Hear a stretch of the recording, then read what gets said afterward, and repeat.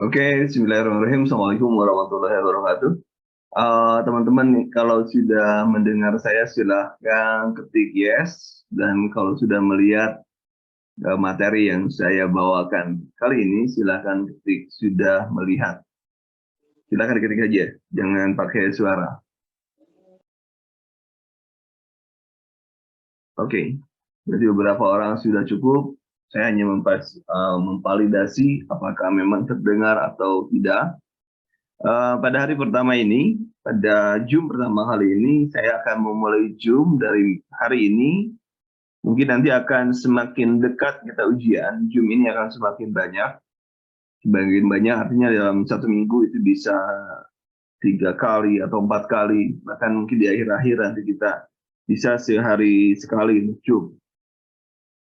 Jadi teman-teman yang sudah bergabung dari bulan sebelumnya juga tidak jadi masalah, karena nanti kita akan terus ada pembahasan soal, juga ada materi, dan nanti akan saya simpan di YouTube sehingga Anda bisa melihat kapan saja. Tapi mohon sabar nanti kalau saya edit dulu supaya nanti materinya benar-benar siap dan layak untuk diupload.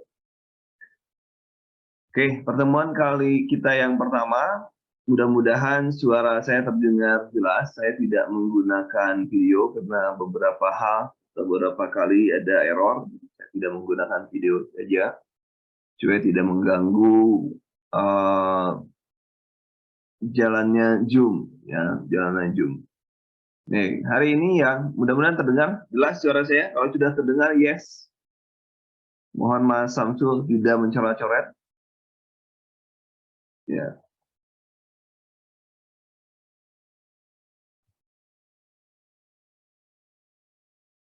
Oke, terdengar. Oke. Oke, kita akan memulai.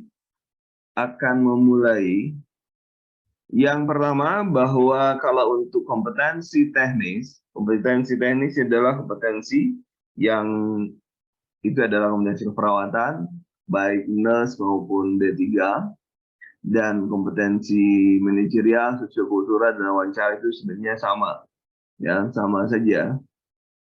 Kalau Anda pernah ikut tahun kemarin, mungkin Anda akan melihat beberapa soal yang ataupun banyak mahasiswa saya atau bimbingan saya itu yang dapat poin maksimal. Misalnya manajerial dia dapat maksimal, dan manajerial dia dapat 100, sosiokultural dapat 100, wawancara dia dapat 40. Itu soal-soal yang ataupun memang itu sangat baik, dapat menolong kita. Biasanya kekurangan itu di teknik. Teknik itu materinya banyak banget, sehingga teman-teman harus memahami konsep. Jadi jangan berharap banyak kalau kalian hanya paham soal-soal yang saya berikan, jangan berharap banyak. Karena mungkin hanya beberapa persen saja soal yang keluar, dan itu pun mirip, tidak sama. Jadi kompetensi manajerial dan wawancara itu bisa menjadi lumbung nilai bagi Anda. Dan dulu itu ada dua-duanya itu ada. Kalau kompetensi teknis itu 224, 25 gitu ya. Kalau setengahnya itu 60% lah. Manajerial, sosiokultural juga sama, itu setengahnya berarti 125. Kemudian wawancara di 26. Yaitu jadi Anda harus sudah paham dari sekarang. Bagi saya Anda tidak cukup hanya lewat passing grade. Sehingga ada beberapa teman saya yang mengatakan, "Coach, gimana untuk saya yang sudah lolos passing grade?" Ini yang lolos passing grade yang lainnya tahun depan, tahun ini bisa aja lebih tinggi dari passing grade yang kamu buat. Saya bilang, itu aja pada teman-teman yang merasa dirinya sudah aman dengan passing grade tahun kemarin. Nah, kita lanjutkan bahwa kompetensi yang akan kita pelajari bersama malam ini adalah kompetensi bukan teknis, ya. Kompetensi teknis itu adalah pengetahuan, keterampilan, dan sikap perilaku yang dapat diamati, diukur, dan dikembangkan yang spesifik terkait dengan bidang teknis jabatan. Saya sudah membuat survei. Survei itu dilakukan kepada 335 orang. 335 orang pasca atau selesai setelah dia selesai ujian. Jadi setelah selesai ujian, saya tanya mereka apa yang keterampilan apa yang keluar, pengetahuan apa yang keluar, kemudian apa yang Anda dapatkan selama Anda melakukan melakukan ujian di seleksi P3K itu. Jadi hasilnya sudah saya dapatkan dan pernah saya share, dan kalau belum nanti akan saya share ulang sebagai bagian pengetahuan yang harus Anda miliki, karena tahun depan itu kemungkinan di atas 33% itu mirip dengan itu. Jangan jauh, karena kompetensi perawat ya itu aja. Kompetensi perawat ya itu saja, tidak akan ada perubahan dalam waktu 1 atau 2 tahun. Gitu ya. Jadi itu harapan saya, hasil survei itu bisa digunakan sebagai bahan Anda untuk menentukan atau belajar. Di samping itu juga nanti Anda akan diberikan daftar tilik. Daftar tilik itu adalah panduan yang terkait dengan materi apa yang sudah Anda kuasai dan belum Anda kuasai dan harus Anda kuasai, itu mengacu kepada hasil survei tersebut. Jadi Anda nanti dapatnya adalah berupa daftar tilik yang nanti akan saya berikan kepada Anda. Ya. Kemudian lanjutkan, yang selanjutnya adalah kompetensi manajerial. Kompetensi manajerial ini soalnya itu tidak banyak, tetapi jumlah soal hanya 25 ya. Jumlah soal ada 25 ya. Ada 25, kalau sosiokultural itu ada berapa ya? 25, 20 ya. Sosiokultural ada 20. Jadi nanti tergantung jumlahnya berapa, yang pasti Anda harus mendapatkan nilai maksimal itu 100. Manajerial 100, sosiokultural 100. Itu yang harus Anda menjadi target, bukan passing grade. Kalau passing grade banyak sekali yang orang yang dapat mencapai itu. Nah, jadi untuk apa? Anda tidak bisa jamin. Barusan saya membaca bahwa tahun tanggal 28 November 2028 honorer itu harus sudah tidak ada. Tapi pemerintah sekarang sedang mencari mekanismenya seperti apa supaya honorer itu tidak dikeluarkan, tidak ada pemutusan PHK yang besar-besaran untuk honorer. Tapi kalau ada kesempatan Anda untuk bisa menjadi P3K, kenapa tidak? Anda harus menggunakan kesempatan itu sehingga Anda bisa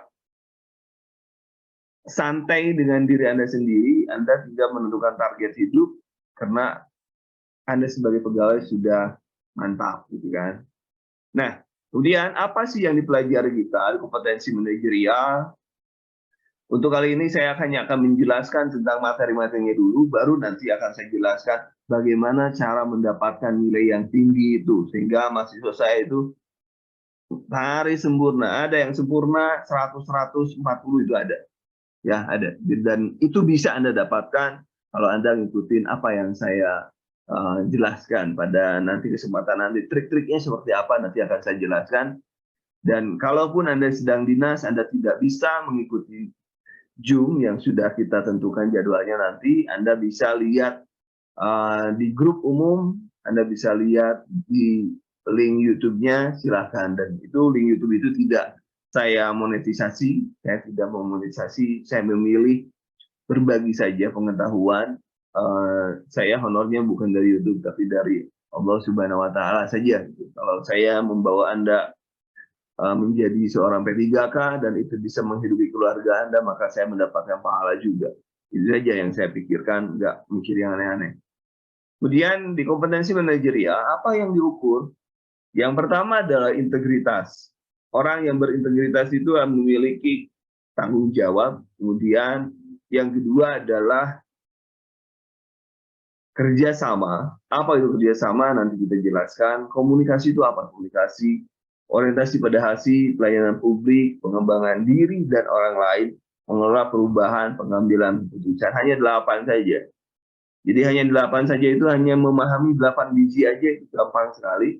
Kalau Anda masuk SKD, karena saya juga ngajar di CPNS, maka di TKP itu ada 15 item. 15 jenis pertanyaan, diawalinya dengan apa, bagaimana menjawabnya, atau jawaban mana yang harus Anda cari. Dan itu sudah saya buat di map-nya, dan barangkali Anda sudah bisa lihat kalau Anda pamilnya CPNS, min map-nya sudah saya share di tip-tip ya. Tip-tip itu marketplace konten digital. Kemudian integritas. Nah, apa yang dimaksud dengan integritas? Integritas adalah konsisten. Nah, konsisten berperilaku selaras dengan nilai, norma atau etika, jujur dalam hubungan dengan manajemen, rekan kerja, bawahan langsung, dan pemangku kepentingan, menciptakan budaya etika tinggi, bertanggung jawab atas tindakan atau keputusan beserta resikonya yang menyertai. Sebentar, saya ke atas dulu. Nah, oh iya. Saya akan bacakan dulu nih. Ini patokannya. Patokannya silakan ditulis oleh Anda. Patokannya ditulis. Kompetensi manajerial, tadi saya lupa. Menilai penguasaan pengetahuan, keterampilan, dan sikap perilaku dalam berorganisasi. Ya. Jadi kayak malah jadi itu senior dia.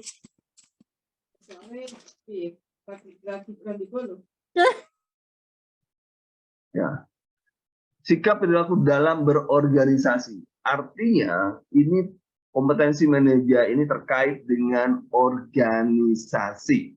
Dengan kata lain, utamakan kepentingan organisasi dibanding kepentingan yang lainnya. Saya perhatian pada Ibu Bapak, mohon sekiranya mematikan dulu mic-nya, karena kalau Anda sendiri yang mau gabung ya nggak apa-apa, tapi jangan sampai Anda mengganggu orang lain yang mau belajar ya. Tolong dihargai orang lain ya. Saya lanjutkan. Oke. Belum. Oh, integritas. Bagaimana kita menentukan integritas, melihat integritas? Misalnya, ada orang yang datang pada Anda kebetulan di SDM, orang memberikan duit supaya dia anaknya bisa masuk. Nah, orang berintegritas tidak, mereka disuruh ikut seleksi sesuai dengan ketentuan yang berlaku. Jadi integritas itu Anda harus selaras dengan norma dan etika organisasi. Tidak boleh bohong dan lain sebagainya, dan Anda harus bertanggung jawab dan beretika tinggi terkait dengan atas tindakan yang Anda ambil. Kemudian kerjasama, di kerjasama ini adalah membantu, menjalin, membina, mempertahankan hubungan kerja yang efektif, komitmen yang saling membantu dalam penyelesaian tugas, dan mengoptimalkan sumber daya untuk mencapai tujuan strategi organisasi. Di sini akan menunjukkan bahwa Anda mampu nggak bekerja sama dengan orang lain.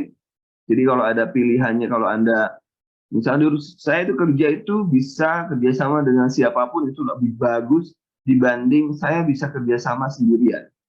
Jadi artinya poinnya adalah bagaimana Anda bekerja sebagai tim dalam sebuah organisasi. Ya, targetnya adalah strategi bagaimana mencapai tujuan organisasi. Itu saja. Jadi kembali lagi bahwa manajerial itu terkait dengan organisasi, bukan tentang diri Anda. Bukan, sekali lagi, bukan tentang diri Anda, tapi terkait dengan bagaimana kepentingan organisasi itu bisa dicapai. Itu yang penting.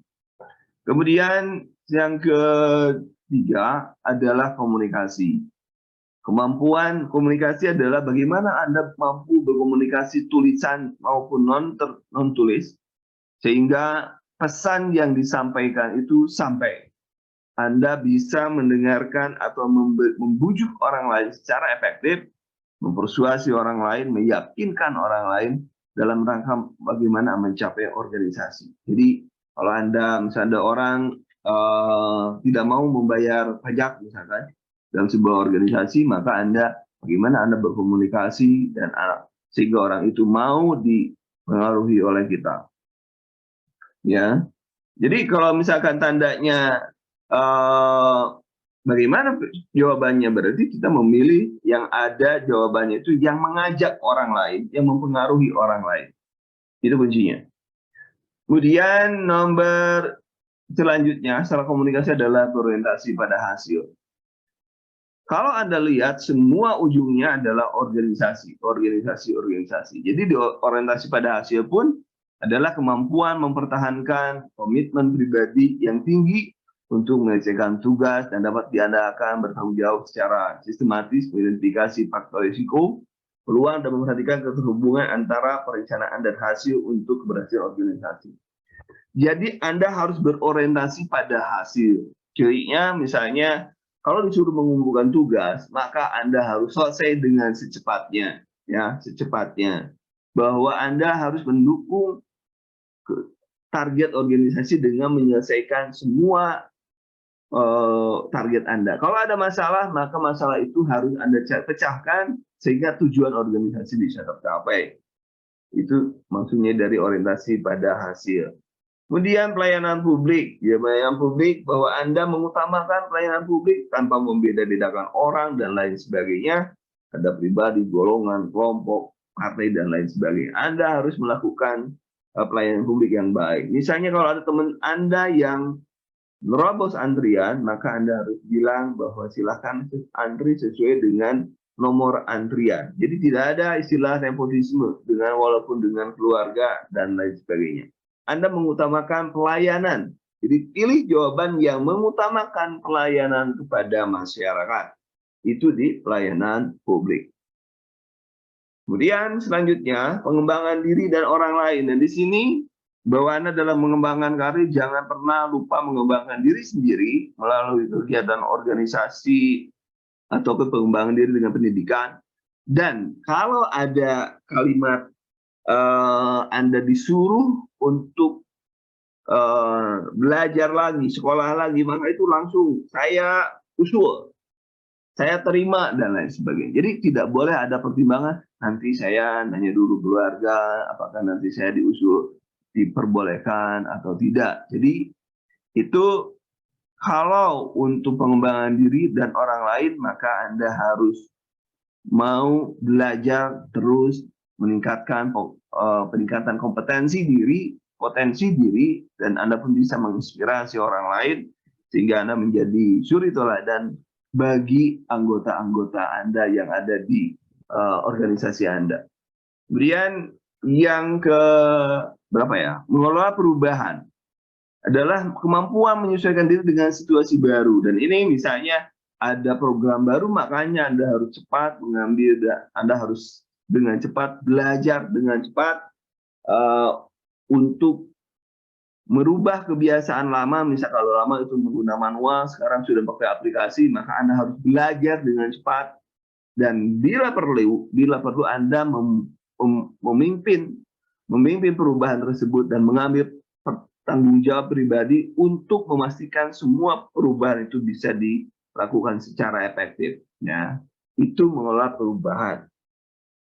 Kemudian yang selanjutnya pengambilan keputusan adalah kemampuan berbuat keputusan yang baik secara tepat, waktu, dan dengan keyakinan diri setelah mempertimbangkan prinsip kehati-hatian dirumuskan secara sistematis dan seksama berdasarkan informasi alternatif pemecahan masalah dan konsekuensinya, serta bertanggung jawab atas keputusan diambil. Jadi kalau misalnya Anda diberikan tugas, maka Anda harus memiliki integritas, Anda harus mengambil tanggung jawab itu. Nah, selanjutnya kita masuk ke materi sosiokultural. Sosiokultural hanya 4 saja di sini. Yang pertama adalah kepekaan terhadap perbedaan budaya. Yang kedua adalah kemampuan berhubungan sosial. Kemudian kepekaan terhadap konflik, empati. Perhatikan di sini, perhatikan perbedaan dengan antara sosiokultural dengan manajerial. Di sosiokultural, maka Anda akan berbicara tentang bangsa. Di kompetensi sosiokultural, Anda akan berbicara tentang bagaimana Anda menjaga kepentingan negara dan bangsa. Ya. Jadi kalau di manajerial Anda berbicara tentang kepentingan organisasi tempat Anda bekerja, maka di sosiokultural Anda harus berpikir dari sudut pandang bagaimana persatuan dan kesatuan bisa dijaga sehingga Anda bisa menjadi sebagai perekat bangsa. Contoh misalnya gini, pada saat Anda akan pulang, ternyata di depan rumah Anda ada orang yang mau tawuran. Pilihannya apakah Anda langsung masuk ke rumah atau Anda membubarkan atau mempersuasi supaya tidak terjadi tawuran. Maka pilihan yang terbaik adalah bagaimana orang lain supaya tidak tawuran, jangan langsung sembunyi di kamar Anda. Itu artinya Anda sebagai perekat bangsa, pekaan terhadap konflik, Anda menghindari konflik. Bagaimana kita kalau menjadi misalnya Anda ditugaskan di luar pulau atau di luar daerah Anda, tiba-tiba ada Anda diundang ke pesta tradisional, hal yang harus Anda menggunakan pakaian adat, maka Anda harus ikut.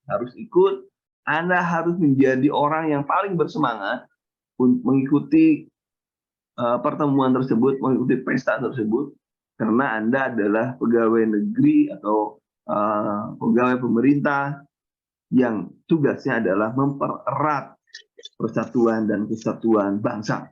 Ya, itu kuncinya di sana. Oke. Alasan kompetensi ada terkait dengan bahwa di latar belakang ASN itu atau pegawai dengan masyarakat yang di lainnya itu sangat berbeda.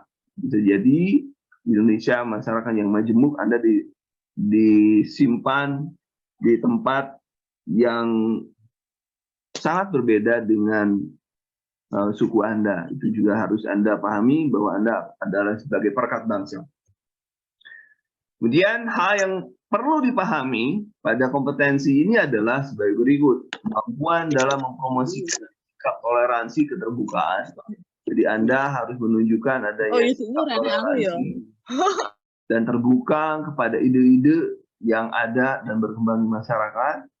Mampu menjadi perpanjangan tangan pemerintah dalam mempersatukan masyarakat di tengah kemajemukan Indonesia, serta antara ASN dan pemangku kepentingan juga harus menjadi Anda harus menjadi perekat. Kemudian yang ketiga adalah menjaga, mengembangkan dan mewujudkan rasa persatuan dan kesatuan dalam kehidupan bermasyarakat, berbangsa dan bernegara Indonesia. Kuncinya tadi kalau di manajerial kita berbicara tentang organisasi, maka di sosiokultural kita akan berbicara bagaimana Anda menjaga persatuan dan kesatuan bangsa. Bineka Tunggal Ika di sini. Kalau di CPNS mungkin inilah TWK dan TKP sama saja ya. Di TWK itu kita ada anti radikalisme dan intoleransi juga ada di sana. Tapi kalau di P3K ini cukup di sosiokultural. Selanjutnya wawancara. Wawancara tadi sudah dijelaskan, wawancara hanya 10 soal, 40 ya wawancara itu. Kemudian integritas, moralitas. Jadi terkait dengan integritas, bagaimana orang yang berintegritas dan bagaimana orang yang bermoral.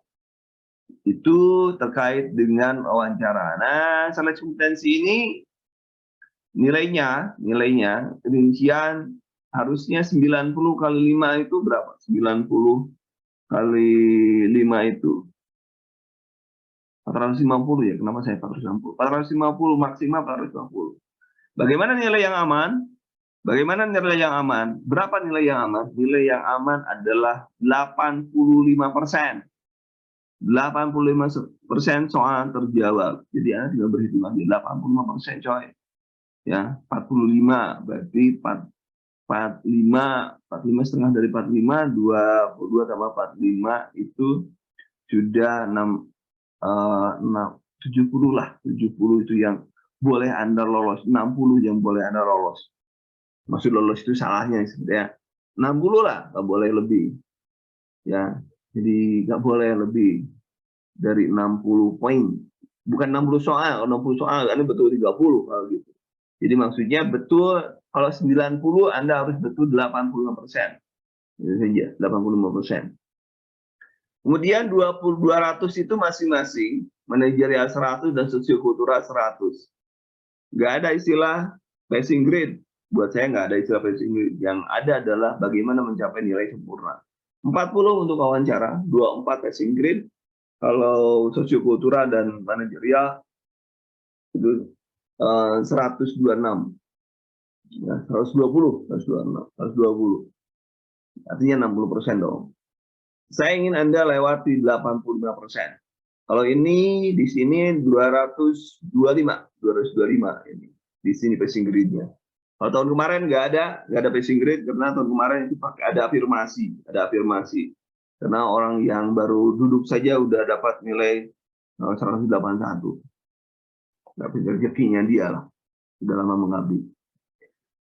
Jumlah soal tadi sudah saya jelaskan, 90, kompetensi manajerial 25, kompetensi sosiokultural 20, dan wawancara 10, butir soal saja. Ini soal-soal yang akan Anda hadapi. Ingat, soal dari 145 ini, 135-nya ini adalah kurang dari 1 menit dalam mengerjakan, waktunya hanya 54 detik saja untuk tiap soal. Mana yang didahulukan? Dahulukan sosiokultural manajerial. Dahulukan sosiokultural manajerial dan wawancara. Kalau wawancara terpisah ya. Dahulukan manajerial sosiokultural. Kemudian baru teknis. Karena biasanya teknis, kalau manajer dan sosiokultural kan itu ada opini pribadi. Jadi nggak ada yang salah. Tapi walaupun nggak ada yang salah, saya ingin Anda dapatkan di poin 5 itu dari berapa soal? 45 soal minimal Anda dapat 40,5. Ya, harus itu. Bisa lah. Kenapa tidak bisa? Karena nanti Anda akan saya ajari. Jadi bagi teman-teman juga yang sudah lama, sudah gelombang 1, Anda sebentar lagi berakhir, Anda masih dapat materi-materi melalui Zoom. Saya dapat mendapatkan materi melalui Zoom, dan bisa nanti kita di Zoom itu bahas soal dan lain sebagainya. Itu bisa. Ya, kita coba jadwalkan. Kemudian wawancara itu terkait dengan integritas dan moralitas, maka Anda harus mencapai sempurna. Artinya sempurna 40 ya. Saya nggak mau tahu, yang penting Anda dapat 40.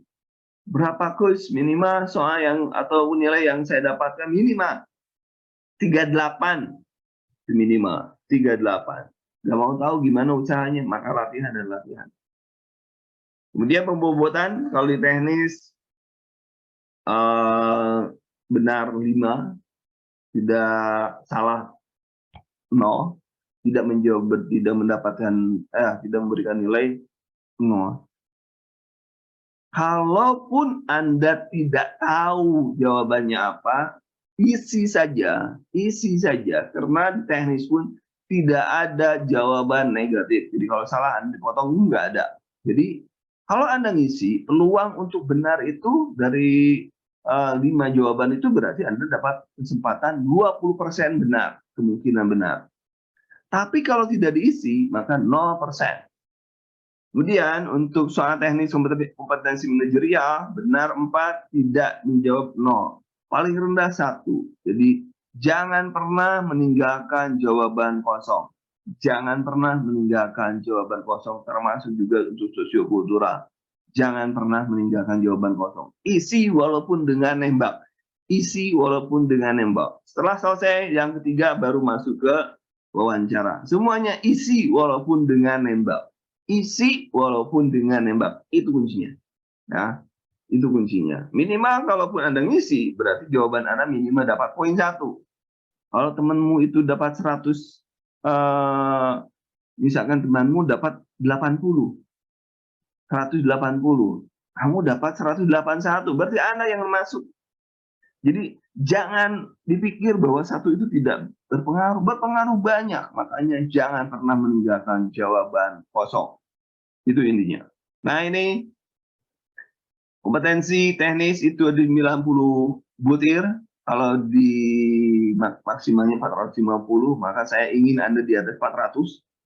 Bagaimana caranya Anda harus baca mind map, materi-materi nanti akan saya berikan.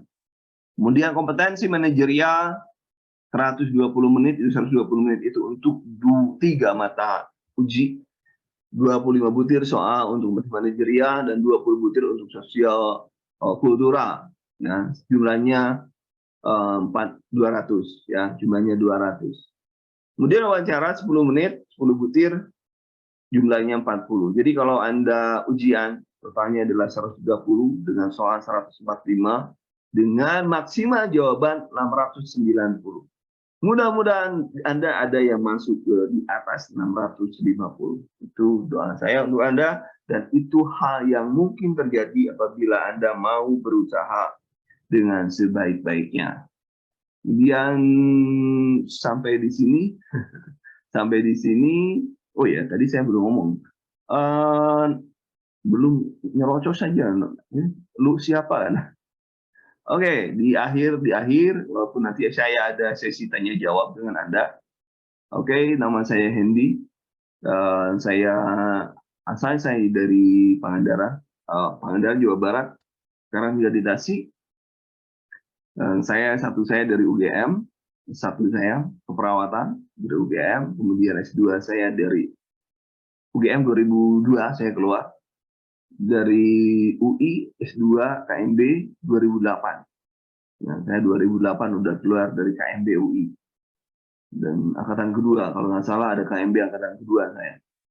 Dan saya berpengalaman dari tahun 2014, dari tahun 2013, saya reviewer nasional penulis soal uji kompetensi untuk NES dan pengawas pusat uji kompetensi untuk NES.